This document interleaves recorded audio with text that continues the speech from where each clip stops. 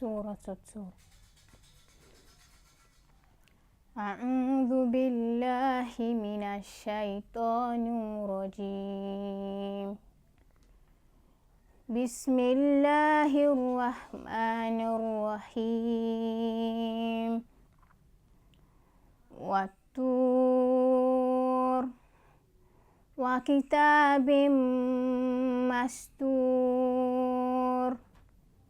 في رق منشور والبيت المعمور والسقف المرفوع والبحر المسجور إن عذاب ربك لواقع ما له من دافع يوم تمور السماء مورا وتسير الجبال سيرا فويل يومئذ للمكذبين الذين هم في خوض يلعبون يوم يدعون إلى نار جهنم دعا هذه النار التي كنتم بها تكذبون أفسحر هذا أم أنتم لا تبصرون اصلوها فاصبروا أو لا تصبروا سواء عليكم إنما تجزون ما كنتم تعملون إن المتقين في جنات ونعيم فاكهين بما آتاهم ربهم ووقاهم ربهم عذاب الجحيم كلوا واشربوا هنيئا بما كنتم تعملون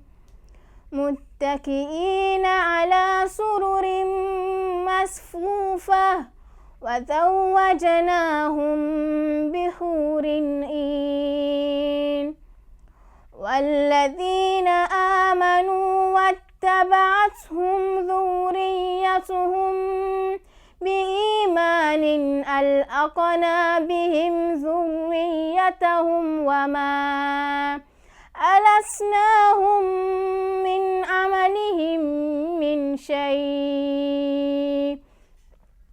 كل امرئ بما كسب رهين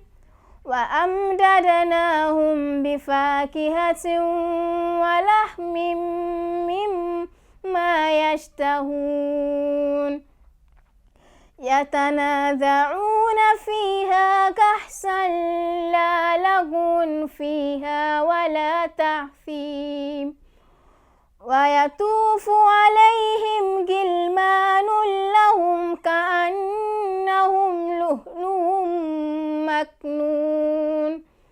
وأقبل بعضهم على بعض يتساءلون قالوا إنا كنا قبل في أهلنا مشفقين فمن الله علينا ووقانا عذاب السموم إنا كنا من قبل ندعوه إنه هو البر الرحيم فذكر فما أنت بنعمة ربك بكاهن ولا مجنون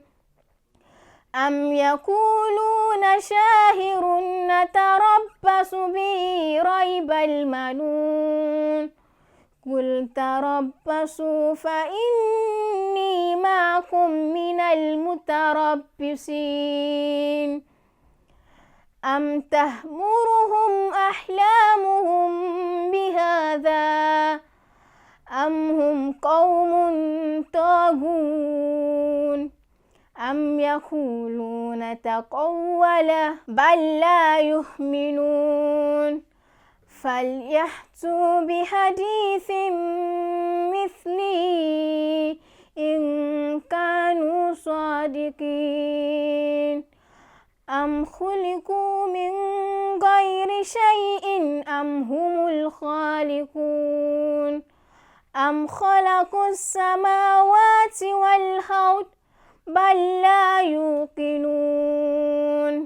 أم عندهم خزائن ربك أم هم المسيطرون أم لهم سلم يستمعون فيه فليأت مستمعهم بسلطان مبين أم له البنات ولكم البنون أم تسألهم أجرا فهم من مغرم مثقلون أم عندهم الغيب فهم يكتبون أم يريدون كيدا فالذين كفروا هم المكيدون أم لهم إله غير الله سبحان الله عما يشركون وإن يروا كسفا من السماء ساقطا يقولوا سحاب مركون فذرهم حتى يلاقوا يومهم الذي فيه يسأكون يوم لا يغني عنهم كيدهم شيئا ولا هم ينصرون فإن للذين ظلموا عذابا دون ذلك ولكن أكثرهم لا يعلمون واصبر لحكم ربك فإنك بأعيننا فسبح بحمد ربك حين تقوم ومن الليل فسبحه وإدبار النجوم صدق الله العظيم.